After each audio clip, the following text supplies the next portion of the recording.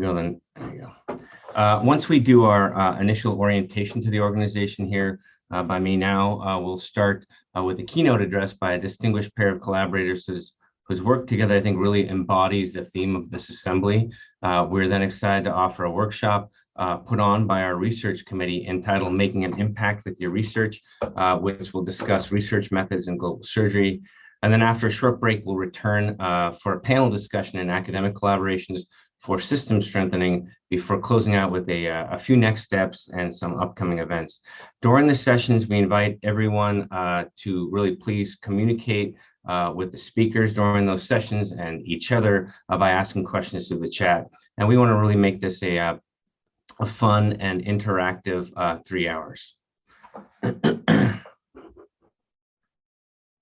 Next. All right, so we all know that academic global surgery, it really involves the application of research, education, and evidence-based advocacy towards clinical surgical care in regions of health inequities, and that's the idea of the field. The primary goal of it is infrastructure development through academic partnerships worldwide with the delivery of high-quality surgical care to all, regardless of location. The AAGS's role in this is really to organize and cultivate AGS programs, to promote bidirectional partnerships, and to develop the next generation of global surgery leaders worldwide. Currently, we offer 5 membership categories and 17 committees that aspire to really cover the range of individuals and issues critical to the current and future work in our field. Additionally, we hold biannual meetings, one in the spring and another one in the fall. We currently have 183 active and affiliate members, 129 associate members, and 126 student members for a total of 438 members across 47 countries and more than 100 institutions. Now, the AAGS came together around the idea, as I said, and the passion for developing, unifying, and advancing academic global surgery programs globally. While our first members and their programs were in North America, the aim from the beginning has really been for AAGS to be a global organization. We want to engage LMIC members and programs. However, we need your help with that to spread the word, to join, and to get involved in the work of the organization. We want everyone as part of the membership and the leadership of the organization. And I think therein, I'm excited to say that our next spring assembly will be held in an LMIC location in hybrid format. And additionally, we aim for 50% of our organizational leaders to be from LMICs by 2025.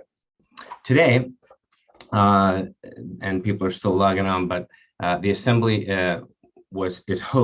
today's virtual assembly is host to 170 registrants from 31 countries. Of the individuals registered, 51% are women, more than half are in training or non-MDs, and almost a quarter are from non-surgical fields, including anesthesia, OB, emergency medicine, or in business or public health, all of whom are critical to the work we do.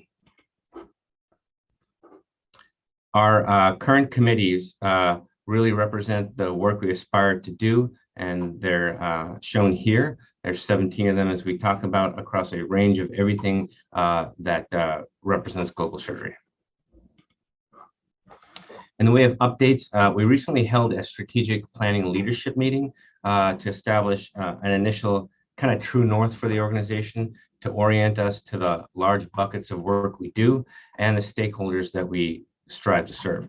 I want to specifically thank Circles International for facilitating that session, Operation Smile for financially sponsoring that work, and the entire Leadership Council who are here for their efforts in spearheading this initial strategic planning meeting. So the AAGS has begun kind of formal relationships with other organizations, including Incision and its national working group, GSSA, as well as the Global Surgery Working Group of the Research and Associate Society of the American College of Surgeons and Operation Smile, as I mentioned. Through these relationships, we've held a few events specifically aimed at bringing together leadership of programs with people coming into the field, students and trainees who are interested in global surgery. And then most recently, we presented a video abstract on AAGS and its purpose and this vision that we have for this during the 2022 conference of the Consortium of Universities in Global Health.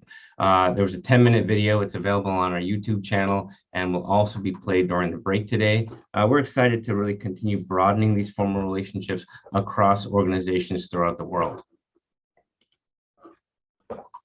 Moving to today, I want to specifically call out the individuals who have made the content and the dissemination of today's programming possible.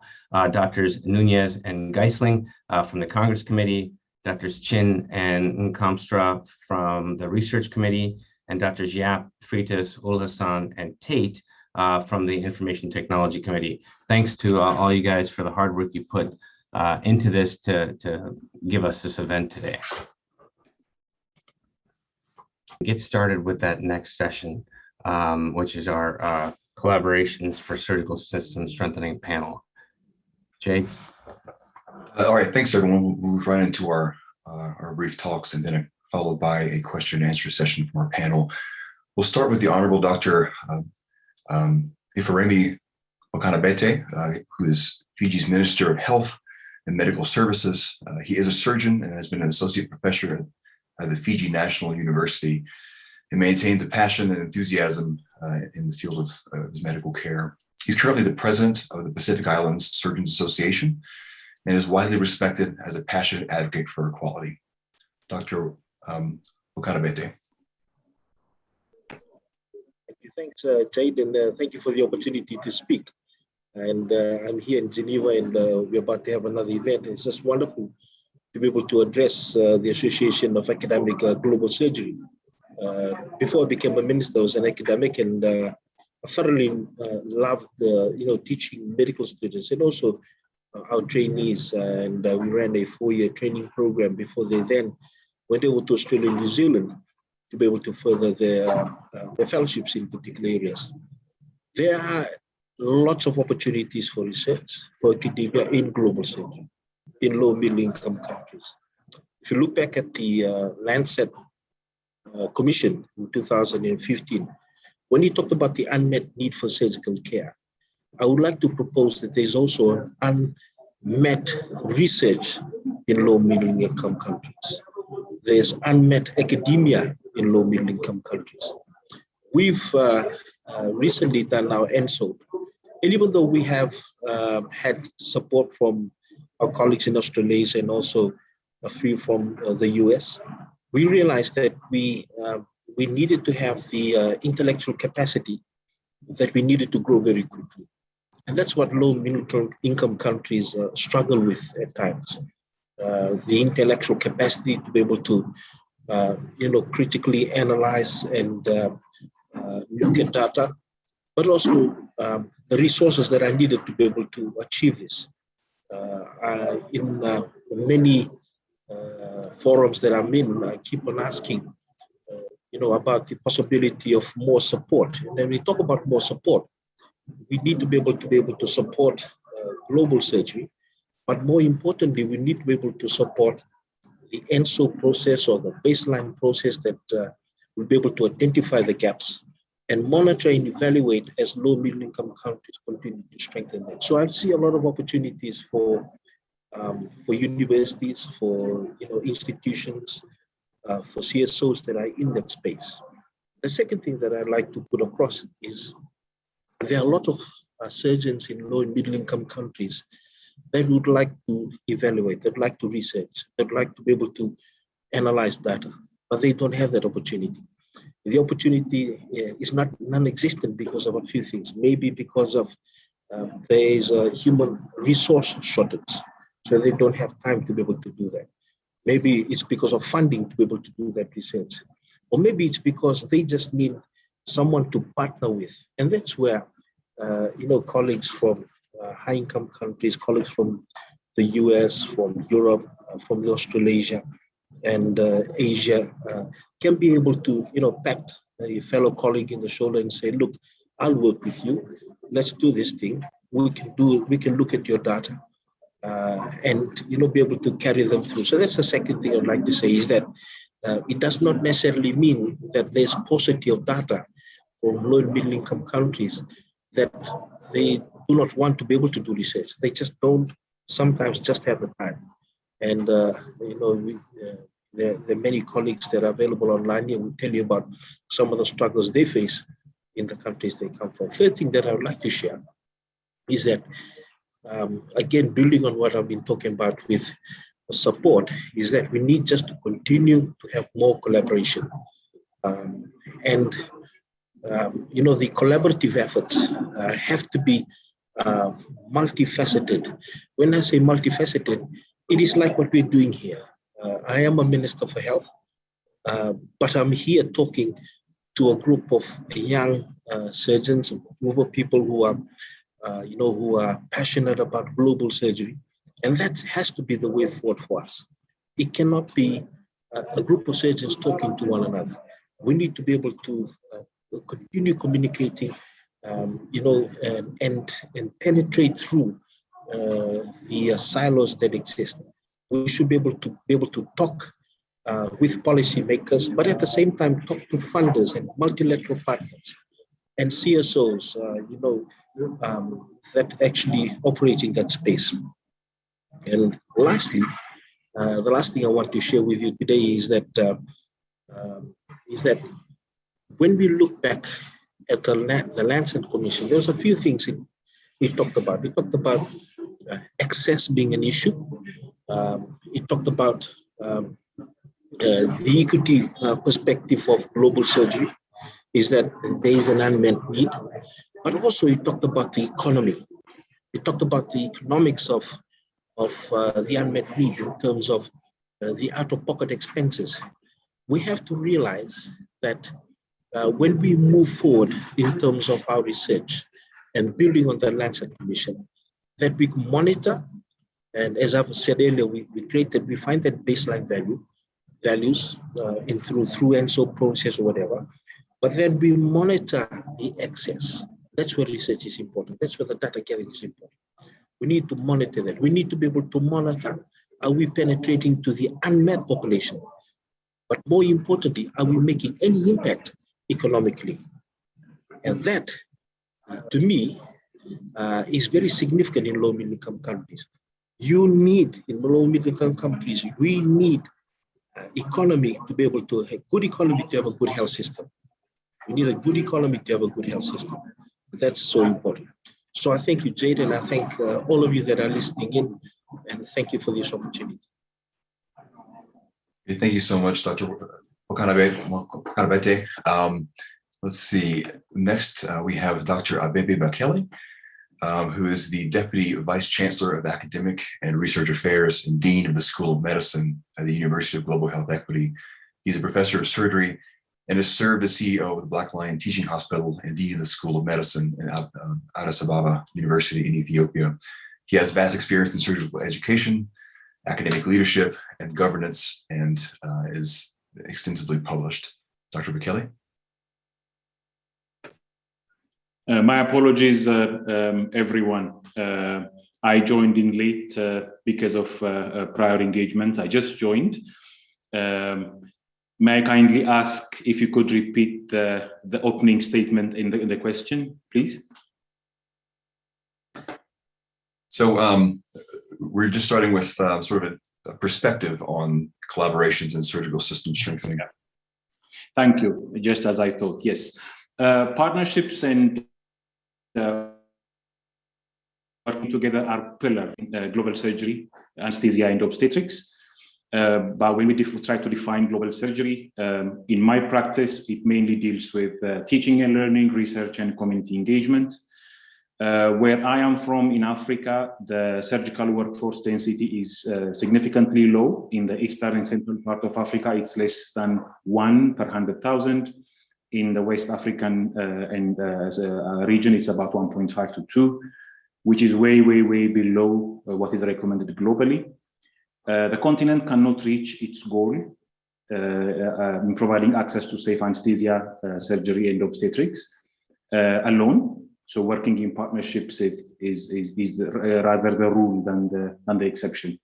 Partnerships do not just happen. They don't just get created. There is a a certain way where equitable partnerships are developed. And once those are followed and once these are established, they will be a pillar to success in what we are trying to do in the global surgery arena. Thank you.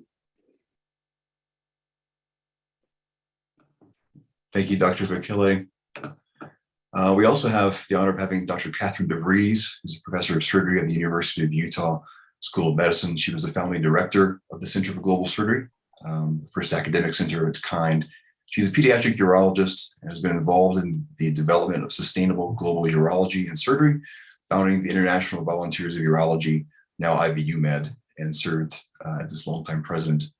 She has a unique perspective. She's developed and continues to teach courses in health systems, surgery and public health, and in engineering innovation for low resource settings. She's authored books, chapters, and many articles. Dr. deVries. Thank you so much, Jade. It's really a pleasure to join this wonderful panel, and I think this program is outstanding. Could I share a screen and share some slides? Yes, go ahead, please. Oh, okay, great. Because I'd like to talk to you a little bit about my perspective as a urologist.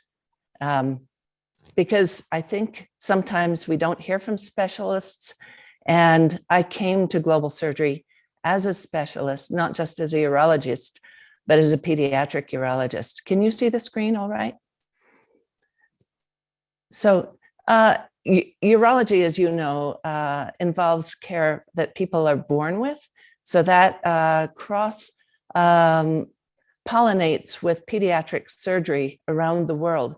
In the United States, people come to urology or pediatric urology from the field of urology, but everywhere else, they come from pediatric surgery. There's a failure in collaboration when we don't share across these two specialties. Similarly, in trauma and in cancer, bad things happen to people. Who takes care of these people in low-resource countries? These are mostly the generalists, but in the high-resource countries, they are the specialists. And same thing with the urinary, reproductive, and sexual function. So 30 years ago or so, when I started doing this, there were a lot of things that I thought were pretty clear problems. And I've discovered, I think, are technical failures, conceptual failures, and some systems failures having to do with how we work together to solve some of these global surgical problems. And one of the problems that I think people in high resource countries fail to understand is what the health systems are and priorities in low resource countries. That's because we really don't even have in medical schools courses dedicated to health systems, like what is a health system? How are these health systems legacies of colonialization? Systems in the Francophone West Africa, for example, are very different from Anglophone and are very different from other systems in other parts of the globe. But we seem to very often, at least when we're young and starting out, assume that they are all more or less similar, which is not even true. And failure to acknowledge this leads to failures in outcomes.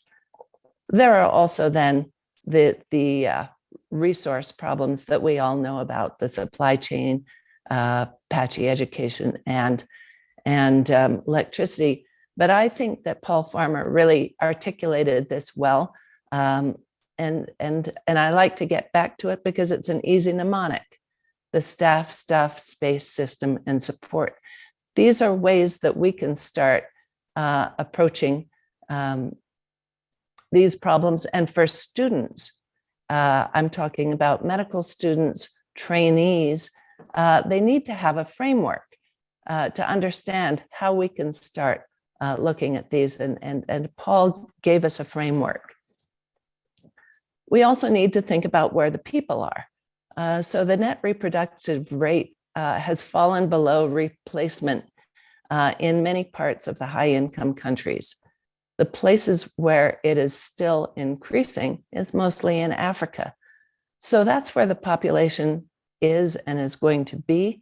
That's where the doctors are not. We know this, but it's helpful to see it graphically, I think, because that's where the need will be both for pediatric care, for trauma care, and for all these other things we've been talking about this morning. So my specialty is a very technically dependent specialty. We need the right stuff. And by that, we need cystoscopes, laparoscopes, nephroscopes, and scopes of all kinds. But that's not enough. We also need such basic things as fluid and tubing. I cannot tell you how difficult it is to find sterile water in most low-resource countries in an operating theater. IV saline, yes. Sterile water, no. These would seem like fairly basic things, but they are not basic things. So stuff is a critical problem. And adaptive and dumped tech just kind of compound these problems. It's not sufficient to bring those things along. When we come from high-income countries, we need to consider how we develop a sustainable supply chain, because if we don't have that, we won't have sustainability in any of our educational outreach, at least for the kind of surgery that involves stuff and space. For kids, we know that operating rooms dedicated to children are critically important. There is a strong effort to build those up in many low-resource countries, and I think that will help us with the pediatrics. The health information is pretty much self-explanatory, you know that. But when we think about, well, who is going to be doing the urology, and I think this applies to most other specialties too, we have an overlap with, for example, the Pan-African Association of Urological Surgeons with the West African College, also with COSEXA, and also with the European and other societies. So these things are good. The societies, colleges, and consortia, and in pediatrics, the geeks. But I will tell you that the Global Initiative for Children's Surgery, which is probably the largest group that addresses pediatric surgery for low-resource countries, only has maybe 5 or 6 people from low-resource countries, I mean Africa and Asia, in it for urology. I mean, this is critically small. So we need to consider how we can introduce these concepts to our own societies and to reach out beyond the people we already know, the kind of people who are at this meeting, to the people who go to, for example, the American and European urologic, as an example. We can do this also with NGOs. So I think that there are a lot of things we can do, but what we see is happening, and I see it very much in the United States and somewhat in Europe, that in the high-income countries, people are being trained and residents are being trained so that they really only know how to operate with robots and specialized scopes. They do not know how to do open surgery. And this is a personal pet peeve of mine. They're very dependent on diagnostics and specialized anesthesia and specialty labs. Whereas in the low resource countries, most of that stuff isn't there. And how we bridge those gaps, both in training and in sharing, is a critical problem, because the young people coming up, at least in my specialty, and I think it's probably true for others like orthopedics, do not have the skills that will bridge the gaps to low resource countries. So thank you very much. Let me stop sharing here somehow. Thank you so much, Dr. deVries. Dr. Waqainabete, I believe has a prior engagement, but I see he's still on. So if you can join, that's wonderful. We're also joined on the panel by Dr. Juliard, our keynote speaker, and fellow moderators, Dr. Kristin Long, who is on our executive council and serves as the recorder. She's an endocrine surgeon in Wisconsin. And then Dr. Krishnaswami, our president, will be fielding questions from the chat. So put the questions there, and then Dr. Krishnaswami will pipe in as well. Dr. Long will start with our first prepared question. Yeah, thanks so much, guys. I apologize for being in a hotel room. I am multitasking conferences today, so I've ducked out of one to participate in another. But as Jade mentioned, I'm the recorder for the AAGS, and am incredibly grateful to all of our panelists for this wonderful discussion. I think our theme has really been looking at infrastructure building and collaboration. So my question to all of you is, what is the most successful infrastructure building collaboration that you have personally been involved with, and why was it successful? What was the key that made it actually work? And we'll let anyone that wants to chime in with a success, please tell us.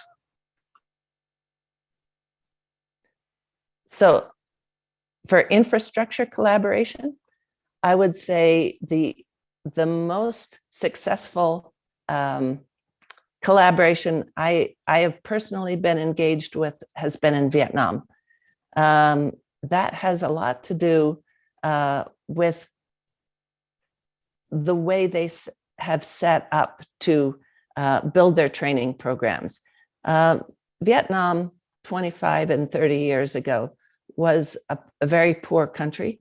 It has now really progressed significantly through collaborations. But it has not been easy. I think that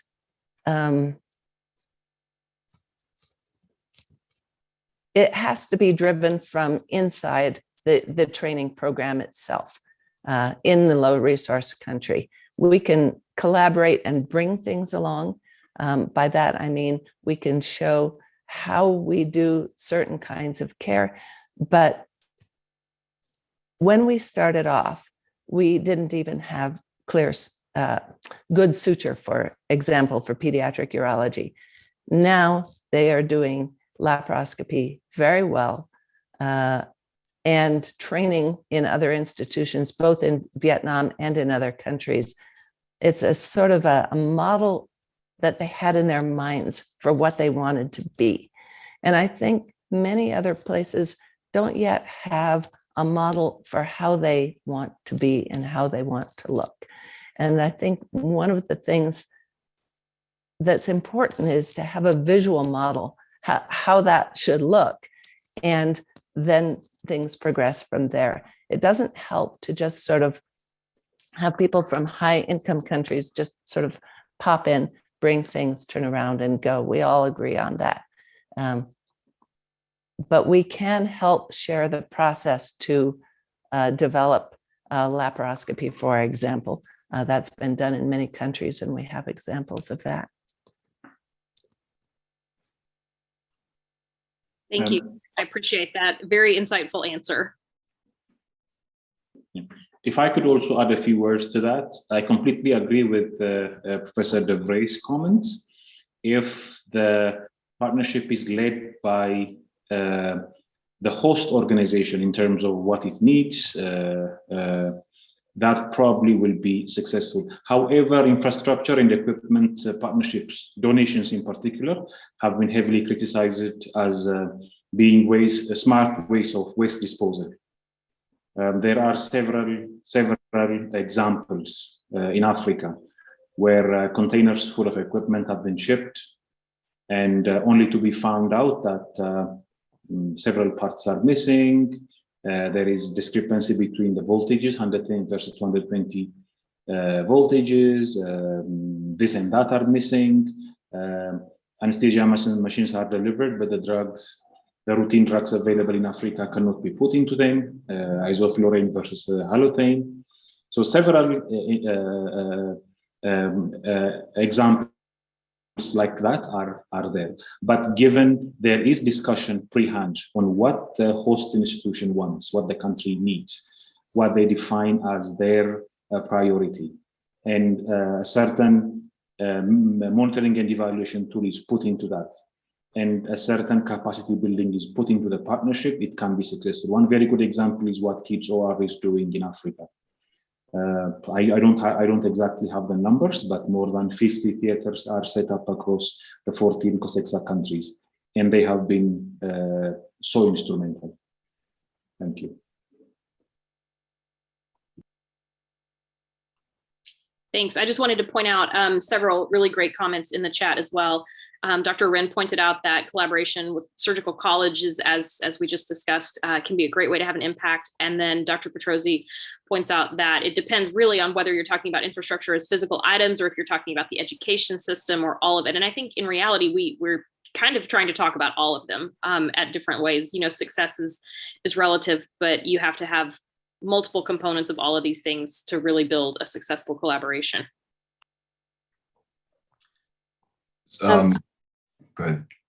Oh, I was just going to say in relation to Robin's comment, I mean, most of the infrastructure that our partnership has developed has been really research capacity building infrastructure. And that's been largely successful because of Dr. Shishom's leadership. I mean, everyone saw his charisma, and he's just a force of nature. So finding a great champion and partner, we've worked together for 15 years and know each other well and trust each other, and that's been critical. And then every step where we've been able to expand our research programs, we've been able to identify staff in Cameroon who show promise and then build and help them continue to grow.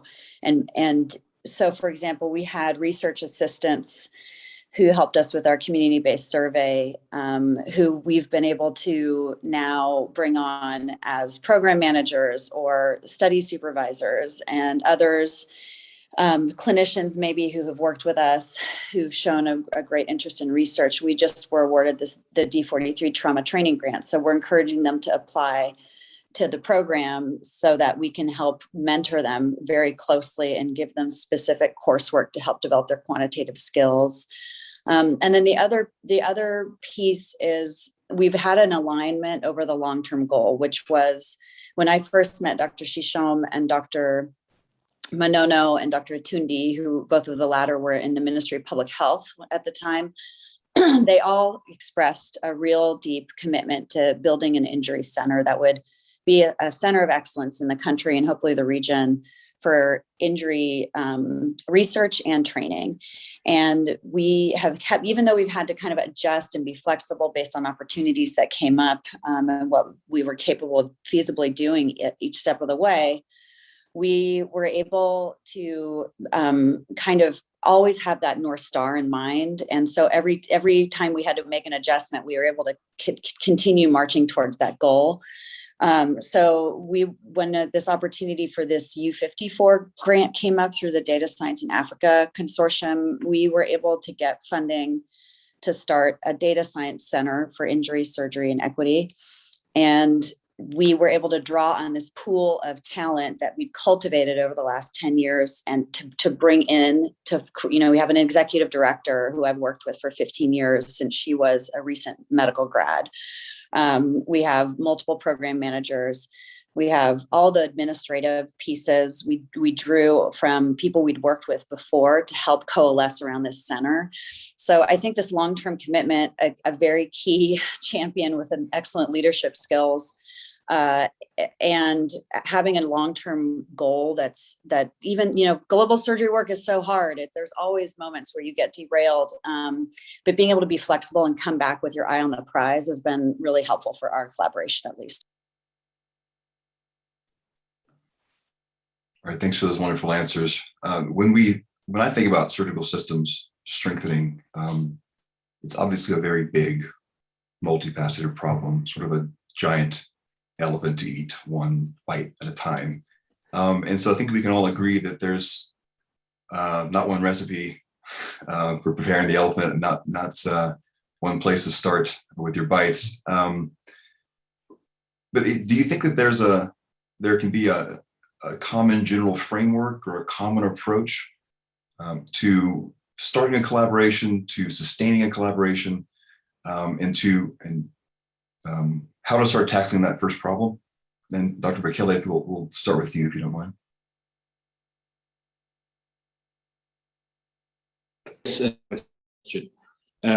I think there should be a framework. There should be, I don't want to call it an SOP, but a general consensus on how global surgery partnerships should be devised, implemented, and monitored. I think the very first thing would be a shared vision. Why are we discussing? Why are we agreeing to do a certain thing together? Do we have a shared vision? I think that drives everything. I sit in the COSEXA Council and I chair the examinations committee, and we work with several fantastic global partners. I think all of us agree that we are sharing the partner to help Africa develop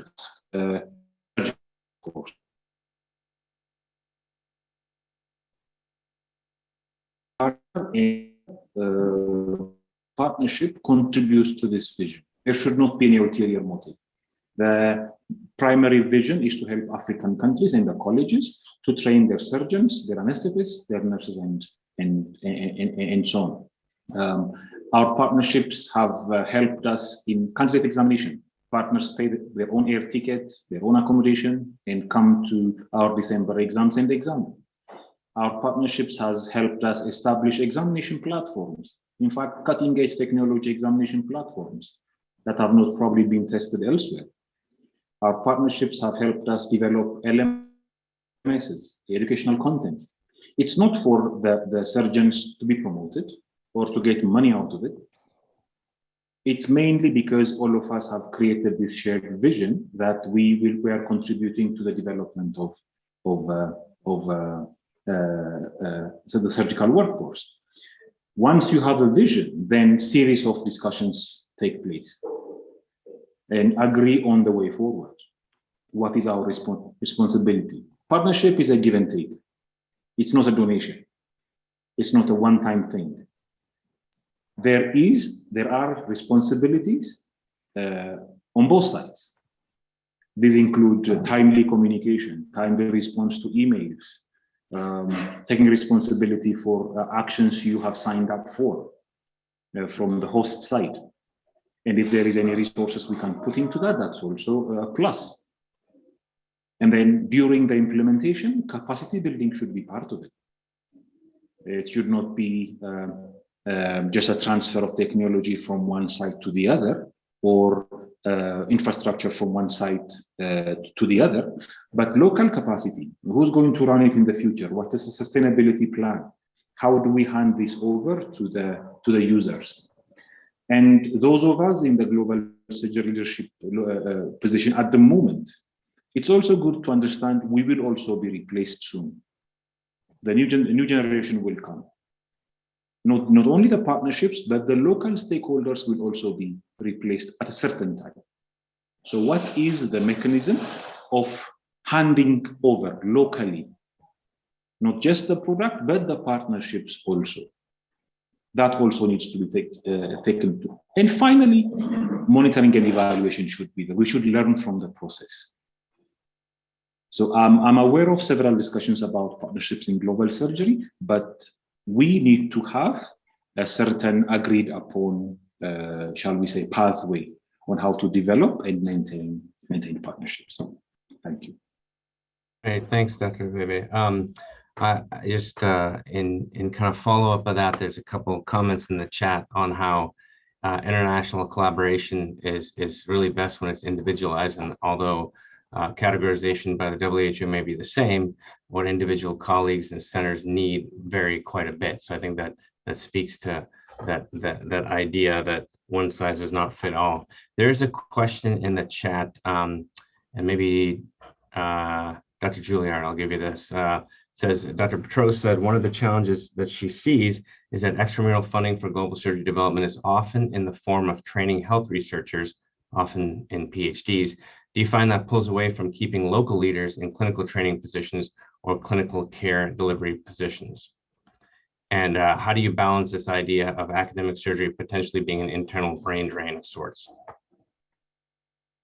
That's a great question. And that's something I've actually seen people get turned off and away from certain funding opportunities like the D43, which is meant for trauma researchers. And often these grants are reviewed by people who have PhDs in epidemiology or others. So they're biased. The reviewers are biased. So what I've done, and a similar thing can be said for the U54, which is the center grant that we got. Our goal has been to create this injury center and to build capacity broadly. And trauma is a multidisciplinary sport for research. So, and clinical care for that matter. So the way we looked at it is when we see an opportunity that it doesn't have to check the whole box for us, we can find a way to structure the grant application so that it will satisfy the reviewers, but also leave the door open for us to use the resources and the infrastructure that the grant allows us to build and leverage them towards the other needs that our partners have identified. So, for instance, for the trauma training grant, we wrote it as under the concept of a team, and that trauma is a team sport. The research of trauma is a team sport, and you need a multidisciplinary team to do this work well, which consists of some postdoctoral fellows that we are training, some PhD students, but we specifically built in an MPH program for clinicians who would help bridge the research and clinical worlds, because that's a key piece to doing really meaningful research that can then be translated into actionable change for the clinical care of patients. So I guess my answer to you is to be flexible. The Data Science Center grant, we had done some work in data science and used machine learning for several applications in some of the studies we'd done. So we were well positioned to apply for that grant. But we also knew, now we have almost 40 people on the staff in various capacities working on these initiatives in Cameroon. So they don't only have to do just the job they've been assigned for that grant. We are going to try and work with ATLS to make the University of Buea a course site over the next 5 years, so that there's a course site in Cameroon for that training, for instance. That's clinical training, but we'll have the infrastructure to support it through these other initiatives. So I guess for our experience, I'm not saying this is the only way to do it. It's just been a way of being flexible in your interpretation of these things, and writing these things in a way that satisfies the call for the funding application and the reviewers who will be reading it, but also leaves some flexibility for other needs that the partners want to prioritize.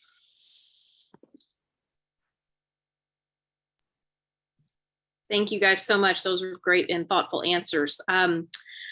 Okay, I'll do one more quick question, and then I think we have a couple of more controversial questions coming up. Basically, for the panel, the presence, we're kind of talking a little bit about the combination of clinical and educational efforts. The presence of trainees from high-income countries can certainly have an impact on the host site. Do you think that, and what would that role be, a role and value for bilateral trainee interaction in the host setting as part of strengthening this collaboration? And what is that role? How do we do that optimally?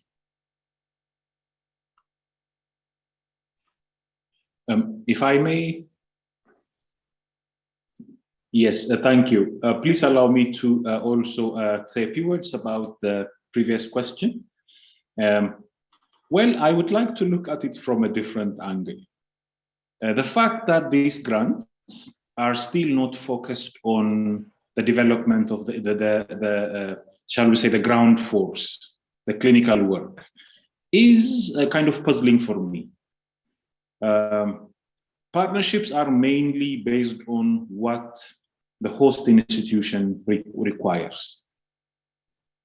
It should not be dictated by the funder or what the partner organization wants to do. I think, in my opinion, there is a long way we need to go in convincing the donors, the NIH and other foundations. The primary need in Africa is to train surgeons, anesthetists, nurses. primary support should be to that role. Support can be visiting faculty who spend a month or 3 months in Africa to train the local workforce in the development of educational resources, financial support for to attend exams or several courses, in the designing of basic courses like perioperative nursing that barely exists in Africa. Trauma courses that are really a struggle in Africa. So I would challenge, in fact, donors to probably look at what the partners need and maybe change ways. When I come to the role of trainees and surgeons from the developed world to in the developing world, I think they have a huge role to play, but provided there is structured support, mentorship, and evaluation. I work for the University of Global Health Equity. I serve as the Deputy Vice Chancellor. And the way we design this is that senior residents, fellows are very welcome because they help me teach my medical students here in Rwanda. These are well-trained residents, fellows, or senior medical students who can help my medical students in their academic work, in studying, in group work, in team-based learning, problem-based learning, and so on. In return, we, the local faculty here, try to provide the necessary support to the visitors from the US. We help them in the theater, help them in their work. However, this should be institutionalized. And I usually ask medical trainees from the US to be accompanied by their own faculty when they come here. The faculty who travel to Africa not only will supervise their own students, but also will support my residents and my students here. We, the local faculty, will support the trainees who are coming.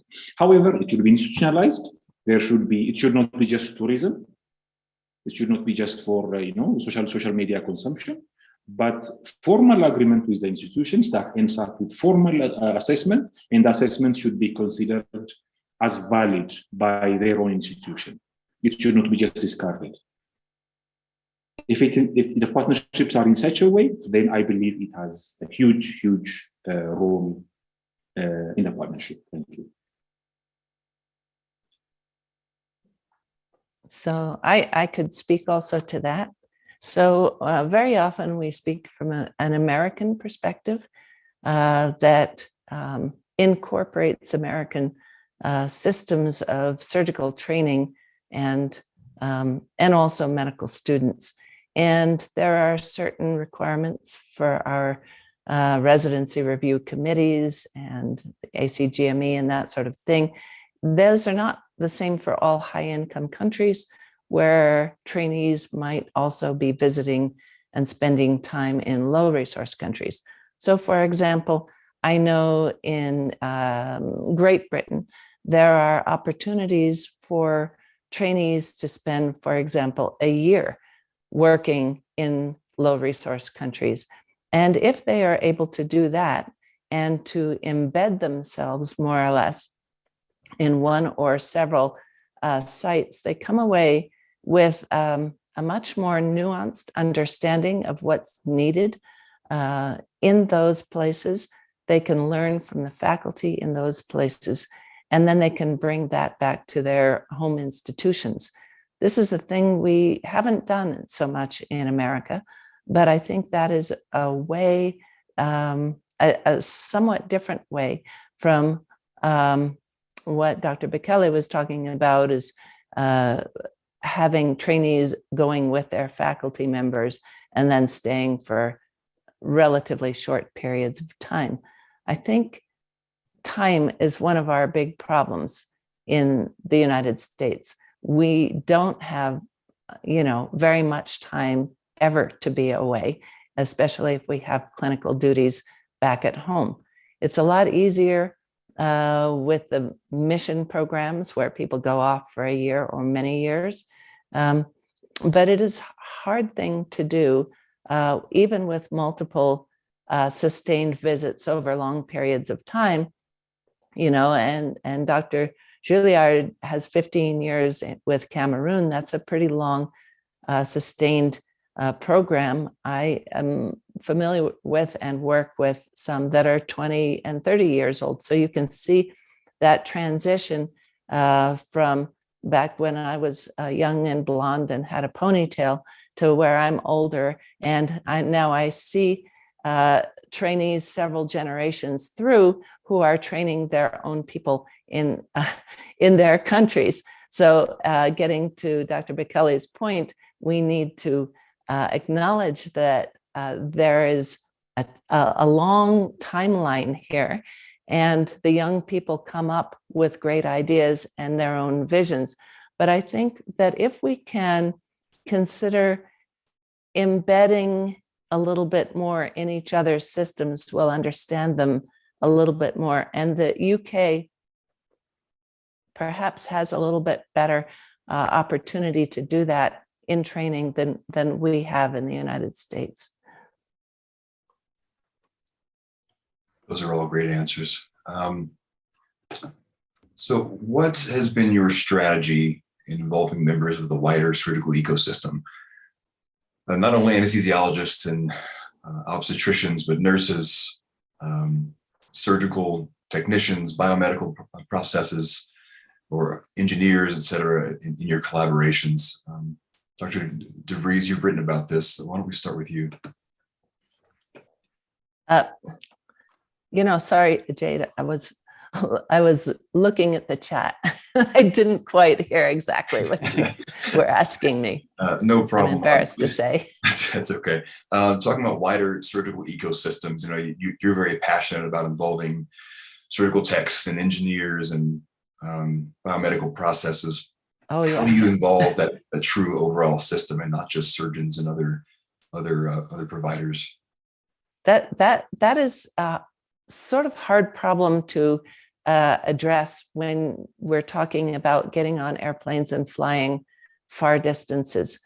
A really beautiful example that I've seen where that has worked has been with collaborations between South Africa and regional countries, where there have been whole teams, including the nurses, the surgeons, the techs, everybody involved, who has, gone to Botswana or has gone to Mozambique or even Madagascar, and worked with a whole team. And the team goes back and forth. So the team doesn't just go out to the lower resource place, but the team from those other countries also goes back to South Africa. Now, this is a lot easier when you're closer by. And this is where I think some of the collaborations, if we can help support some of the hubs, which can then regionally support spoke systems. So if we can help some of these training programs that have reached a little bit more sustainable success, then for them to reach out, I see a lot of opportunity. It's really, really hard to do that across continents, to take teams. And there are groups of biomedical engineers from the United States who traipse off to Africa. That's okay, that's not bad, but that's really hard to do over long periods of time. So I think the better thing to do is to develop and help support those societies and professional groups who can network in their regions and who have the capability of actually conferring certificates, degrees, and other forms of certification. That I think is a lot more sustainable. Okay, well, I'm going to play off something that was brought up earlier, and I'll throw this out to our panelists. Maybe each can give an answer from their perspective, and anybody can kind of address this in the chat, especially our LMIC colleagues.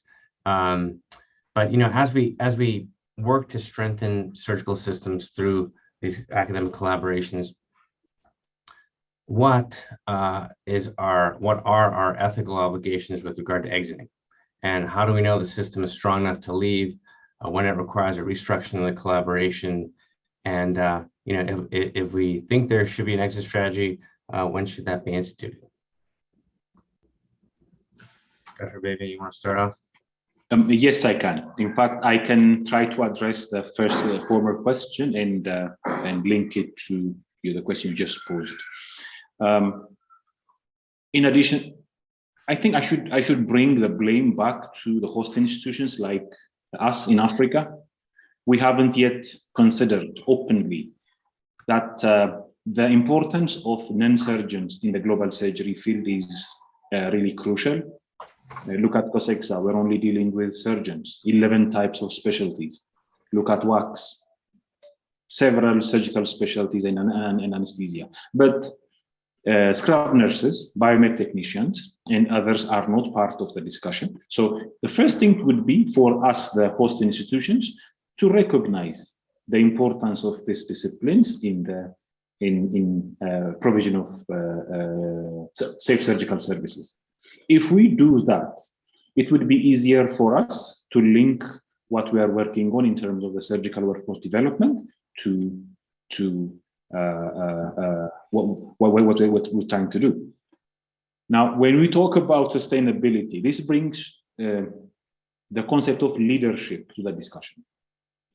Following the WHO resolution, the Lancet publication, many African ministries of health are working on their NSOPs, establishing new departments in anesthesia and surgery. But who is leading this? Who is leading the national NSOP development from the ministry side? Who is leading the regional safe surgery anesthesia obstetrics work?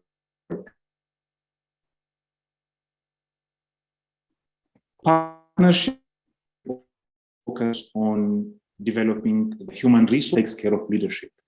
The reason why many initiatives is mainly not because of lack of interest in the host institutions. It's mainly because of lack of leadership. So one way of sustainability or an exit strategy is to help host institutions develop the leadership skill to take over the partnership, develop the local human resources, and then take over. Honestly speaking, I don't usually support the 100% exit. That's not how partnerships work. It's, I think, a shift from an implementer role to a supporter role or a distant supporter role. The partnership should never be cut completely because things change. Innovations come almost daily. Needs change. But the gradual shift towards local ownership comes in time, particularly if we build in leadership, the component into it. Thank you. Dr. Juliard and then Dr. deVries, thoughts on that?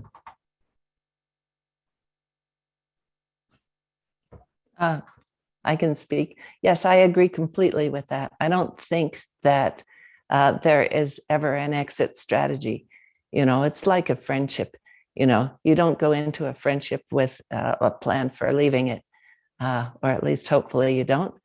You know, sometimes things do come up and things don't work out, but I have been interested to see how various programs that started off with a bang and then appeared to fizzle out, and just about the time you didn't think that that partnership was going to revive, some younger people came up with the vision and they still had it. They just were not in a position in their institution to implement it. Then they reached a position where they had some local power to implement it. So over time, I think the strength of programs grows or diminishes as leadership is either there or changes focus. And as we all know, ministers of health come and go, so in some places rather rapidly. So something that looked like it was a go and we were all set to build, all of a sudden comes crashing down. And just about the time you feel a certain sense of despair, then things get better again. So I think once you start in on one of these relationships or several of these relationships, at different times they will be stronger or weaker, or the time will be right to really build and grow fast. And other times there are things beyond our control as surgeons that will slow things down, and it's easy to get discouraged. But there are a lot of ways people are creative. They can work around those if you don't just walk away. Dr. Juliard? Yeah, I mean, I definitely agree with everything that's been said. And I would also say that we are, 15 years into our partnership. So thinking about these things, and I don't have advice on how to know these things, but what we're thinking about right now, Dr. Shishom and I and our colleagues in Cameroon, are how to bring on more people and create, I guess, not duplication or redundancy within our structure, but maybe kind of having more people where if one person falls off, there's other people who can pick it up. And I guess that comes with working with the institutions themselves, going back to my kind of theme of my keynote address. But creating PACE at UCLA creates a structure with more than just me representing the partnership. We have other surgeons, we have program managers, we have other people who have an overlapping fund of knowledge and familiarity with the programs. And hopefully we'll bring on faculty who will then take this and develop version 2.0, building on what Dr. Shishom and I have done. And as Dr. deVries said, have the longevity and the agility to roll with some of the setbacks that inevitably come with this type of work. So those are the types of things that we're thinking about. And now with this, we were so lucky to get this U54 because we get to create this institution called Design, which is the Data Science Center at the University of Buea, dedicated to surgery, injury, and equity. And that will be, we are bringing in trainees from our other training program who will staff that. We got, as part of our funding application, the University of Buea agreed to have destination faculty positions for several of our trainees who are the most successful. So we envision the outcome being that those trainees will be faculty in design and continue to carry it forward. So we're trying to build the next steps in to the current activities to ensure longevity and sustainability and more ownership by Buea and Design as opposed to UCLA. But it's an organic process for us for sure. And I'm really grateful to hear about other people's opinions and experiences. Great. Well, thank you to our panelists. Great discussions. And thank you to Jade and Kristin for helping to moderate this.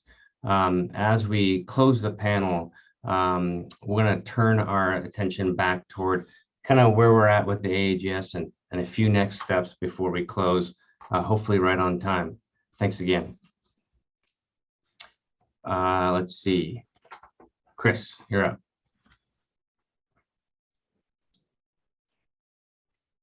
Kathy, would you mind sharing the slides? Perfect. So hi, everybody. I'm Chris Dodgen. I'm a trauma and acute care surgeon at the Medical College of Wisconsin, and I have the good fortune of serving as the current treasurer of AAGS. I just wanted to mention a couple things, things to look forward to. Please look forward to committee self-nominations opening in the fall of this year. Please consider self-nominating or nominating others with their consent for a position on one of our many committees. As mentioned by Dr. Krishnaswami, we're aiming to have greater LMIC representation in our leadership, and this is a great way to go about getting that. There will be positions available for all the committees. For more information about the committees and their goals, please go to the link at the bottom of this page. It's a 2-year position with half of the members of the committees turning over on an annual basis, and it requires just a brief statement of interest. Please consider, again, that self-nomination process. We do need your ideas and leadership. That's how we're going to continue to move the work of this organization forward. And then finally, if you are new to the AAGS, or your academic institution is new to AAGS, we're looking for 2 representatives to be the representation from your academic center to sit on our institutional representative council, who will help guide the goals and work of AAGS and our committees. Again, I think was mentioned earlier, we have over 100 institutions currently involved in AAGS. We've not gotten a complete representation from all of those institutions. So if you are a member and would like to represent your institution, please reach out to the leadership, and we'll get you involved in that representative council. You can see on this slide kind of how the representative council correlates with the membership and the leadership council, and how we kind of gain significant direction from that institutional council to guide us on what work we should be focusing on to strengthen all of our global collaborations and partnerships. Thanks, Chris. So we're planning a fall assembly. We are planning semi-annual assemblies. Our fall assembly, we're hoping to be concurrent with the American College of Surgeons meeting. It will be in person and virtual. So we're looking for interactive or novel interactive approaches to a hybrid meeting. We are planning this to be more research focused, and we'll be accepting abstracts. We should have more information for you in the next month or so. And to reiterate, our goal is to have these spring assemblies in person and hybrid, and basically rotating continents. So we don't want to stay in the US or in North America. We want to be everywhere and to have a global membership and global leadership. I'm beyond excited as how this Congress has gone. I think there are ways we can improve, and I would personally love to hear from anyone that has ideas. So please email me with things you'd like to discuss, topics you'd like to touch on, and any approaches that come to mind. So thanks so much, everyone.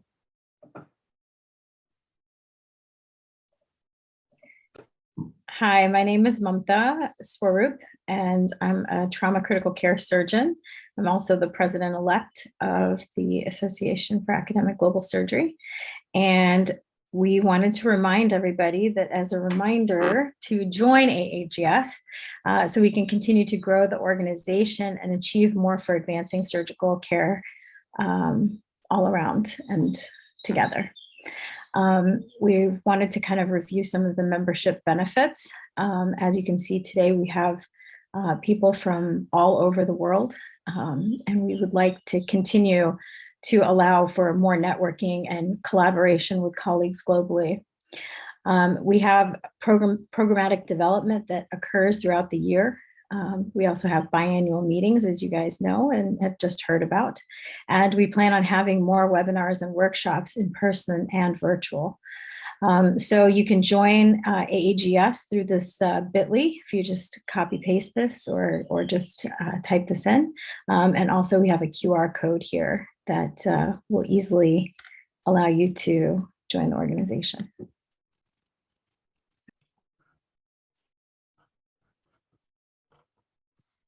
So with that, hello again. I just wanted to thank everyone also for being here today with us, and we hope to see you at the Fall Assembly 2022. Here's our website, our email address that you can reach us through. Please follow us on social media. We are on Instagram and Twitter, and we would love to hear from you. And we have a YouTube channel that you can subscribe to, which is Association of Academic Global Surgery. Today's assembly is recorded and will be added to the YouTube channel as well. And there is a QR code again now for our entire website. With that, I'd like to pass the mic to Dr. Krishnaswami. I don't really have anything else to add. Thanks everyone for your participation, and Hope everyone has a great rest of the day. Please fill out the post survey, and we look forward to seeing everybody as members of the committee, spreading the word, working together, and seeing each other again in person in the fall. Thank you.